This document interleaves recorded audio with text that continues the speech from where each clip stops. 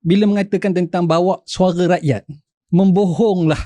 Mengatakan kalau pergi sidang DUN atau pergi parlimen, bawa tentang suara rakyat tersebut. Kat mana dia dengar suara rakyat? Sebab tu saya rasa kena ada town hall. Tunjuk KPI. Tunjukkan apa yang berlaku, apa yang dia nak buat, dan adakah ini rakyat setuju.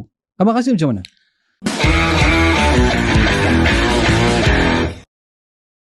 Pada pandangan saya lah, ini antara idea yang baik yang boleh dilaksanakan oleh mana-mana ahli politik, terutama wakil rakyat. Sebab pada saya, town hall ni, kebanyakan yang kita kadang-kadang buat dalam, kalau masa zaman Dr. Zamri, dia selalu buat aktiviti-aktiviti turun padang, salah satu pengisiannya adalah tentang town hall. Okay, jadi cuma sekarang inisiatif setiap wakil rakyat lah terutamanya buatlah town hall di kawasan masing-masing. Mungkin macam dia kata setahun 2 kali atau 3 kali.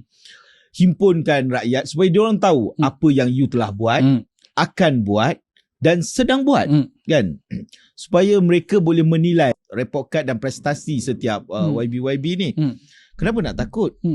Kan kerja dah jalan. Kerja dah jalan dan daripada awal tadi kita dah cakap pimpinan-pimpinan kalau yang daripada kantung UMNO ni saya yakin mereka memang bekerja.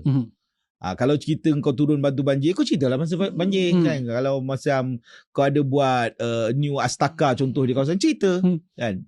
Jadi yang orang yang takut mungkin wakil-wakil rakyat yang tak turun buat kerja lah kan. Betul. So kalau yang bagi buat kerja, okey, bentakan. Dan daripada situ juga sebenarnya town hall ni kita mendengar secara terus, secara langsung. Bukan nak terus selesai kan? Bukan. Jangan salah faham.